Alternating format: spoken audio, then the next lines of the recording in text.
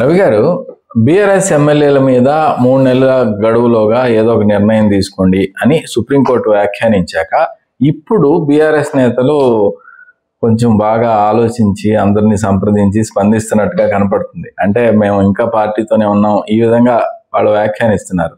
ఏంటి సార్, ఎలా చూడాలి? నిజంగా అంటే వాళ్ళు అనర్హులు అయిపోతారు. అనర్హులు అవగానే బై ఎలక్షన్స్ కాదు, బై ఎలక్షన్స్, కేటీఆర్ చేసిన కామెంట్ ఇవన్నీ మనం చూసాం. ఇప్పుడు నిజంగానే స్పీకర్ గడ్డం ప్రసాద్ కూడా వాళ్లకు అంటే ఈ 10 మంది కండువాలు మార్చుకున్న వాళ్ళు, లేకపోతే అటువైపు సన్నిహితంగా ఉన్నవాళ్ళు, పదవులు తీసుకున్న వాళ్ళు ఉన్నారు కదా, వీళ్లకు స్పీకర్ డ్యూలీ వాళ్ళకి నోటీస్ ఇచ్చాడు. మీ మీద ఇటువంటివి వస్తున్నాయి, మీ పార్టీ మిమ్మల్ని డిస్క్వాలిఫై అనర్హులు చేయమంటుంది, మీ సమాధానం ఏంటి అని. వాళ్ళందరూ సమాధానం ఇచ్చారు. ఆ ఇచ్చిన సమాధానం ఏంటి? మేము పార్టీ ఎక్కడ మారాము, మేము మా నియోజకవర్గాల అభివృద్ధి నిధులు, పనులు, వాటి కోసం ముఖ్యమంత్రిని కలిసి మాట్లాడి ఉండొచ్చు. అది జరుగుతూనే ఉంటుంది ప్రజాస్వామ్యంలో. మేము పార్టీ మారామని చెప్పడానికి ఏమీ ఆధారం లేదు. రెండోది, మమ్మల్ని లెజిస్లేచర్ పార్టీ సమావేశాలకు పిలిచారు. మొన్న మార్చి ఏప్రిల్ వరకు కూడా మా దగ్గర నుంచి పార్టీ ఫండ్ తీసుకున్నారు అని దాంట్లో వాళ్ళకు దొరికిన సాక్ష్యాధారాలు కలిపి ఒకటి ఇచ్చారు.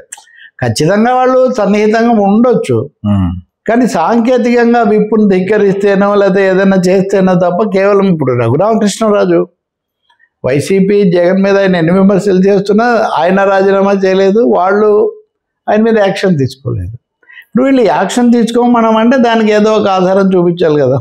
ఇప్పుడు వైసీపీ వాళ్ళు రఘురామకృష్ణరాజుని అనర్హుడిగా ప్రకటించమని చాలాసార్లు స్పీకర్ని అడిగారు, ఆయన ఏం చేయలే, ఇక్కడేం చేయలేదు కదా సభలోని. అందువల్ల వీళ్ళు లాంఛనంగా మేము పార్టీకి ఏం రాజీనామా చేయలేదు, మేము వీళ్ళతోనే ఉన్నామని ఒక వ్యూహాత్మకంగా న్యాయ నిపుణులను సంప్రదించి సమాధానం ఇచ్చినట్టున్నారు. దానికి ముందు రేవంత్ రెడ్డి ముఖ్యమంత్రి కూడా వాళ్ళతో సమావేశమయ్యారు. వీళ్ళల్లో కూడా తరతమ తేడాలు ఉన్నాయి, కానీ ఏమున్నా రెండూ జరగకూడదు, లోబడిపోకూడదు.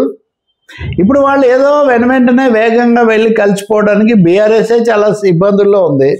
కవిత మీద యాక్షన్ తీసుకోవటము ఇవన్నీ అక్కడ అట్లా ఉన్నాయి.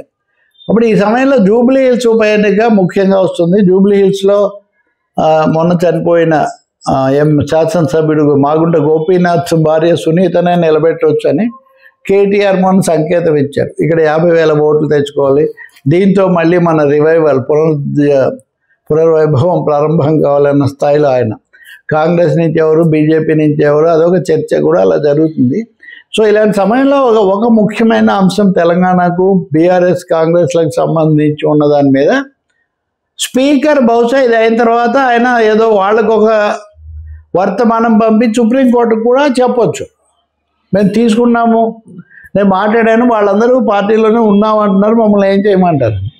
నాకు తెలిసి ఇలా చెప్పిన తర్వాత కాదు మీరు పార్టీ మారారు కాబట్టి అనడానికి స్పీకర్కి ఏమో అవకాశం లేదు. నాకేం సమాధానం వచ్చిందో అదే కదా నేను తీసుకోవాలి అని వాళ్ళు అంటారు. మరి బీఆర్ఎస్ కెనాట్ ఫోర్స్ దెమ్. ఒక పని చేయొచ్చు, వాళ్ళకి ఏదైనా శీల పరీక్షలాగా ఫలానా దగ్గర మీరు పాల్గొని ఇలా చేయండి అని. మీకు గుర్తుంటే కనుక ఉదాహరణ గాంధీ, వాళ్ళందరిలో చాలా కీలకమైన పిఎస్సి అధ్యక్ష పదవి అరికపూడి గాంధీకే వచ్చింది కదా. ఆయన ఏమన్నాడు, మా ఇంట్లో కేసీఆర్ గారినే వచ్చి జెండా ఎగిరేయమనండి బీఆర్ఎస్ది అన్నాడు. కేసీఆర్ ఎలాగూ రాడు, కానీ దాన నాగేందర్ ఒకరు జూబ్లీ హిల్స్లో బై ఎలక్షన్స్లో పోటీ చేయాలని ఆయనకు ఉంది, దానికి ఆయన సంసిద్ధత వ్యక్తం చేశాడని వార్తలు వస్తే ఆయన నిన్న ఖండించాడు. నేనేం అలా చెప్పలేదు, కొంతమంది కావాలని దుష్ప్రచారం చేస్తున్నారు అది ఇదని. మొత్తం మీద చెప్పాలంటే ఒక కీలకమైన లీగల్ పంచాయతీకి సంబంధించి ఒక కొత్త అడుగు పడింది అని మనం అనుకోవచ్చు. ఇంకా తర్వాత స్పీకర్ దీని కోర్స్ ఎలా ఉంటుంది. ఇందాక అలా గవర్నర్ లాగా సుప్రీంకోర్టు స్పీకర్ను నిర్దేశించజాలదు, సూచించగలుగుతుంది అంతవరకే. ఇప్పుడు ఆయన నిర్ణయం తీసుకున్నాక అప్పుడు బీఆర్ఎస్ సవాల్ చేయొచ్చు, వీళ్ళని మళ్ళీ పొడిగిస్తున్నాడు, అనర్హులుగా చేయలేదు, ఈ నిర్ణయం తప్పని. అప్పుడు సుప్రీంకోర్టు రాజ్యాంగ రీత్యా ఏదైనా చెప్పవచ్చు, చెప్పడం వరకే సూచన అంతే. ఎందుకంటే సిజిఐ గవాయి చేసిన వ్యాఖ్యల్లో స్పష్టత ఉంది. వివిధ విభాగాలు అన్నారు కదా, శాసన విభాగము, కార్యనిర్వాహక విభాగము, న్యాయ విభాగం, ఈ 3 వేరు కాబట్టి ultimate decision is left to the speaker and the members concern. Okay sir.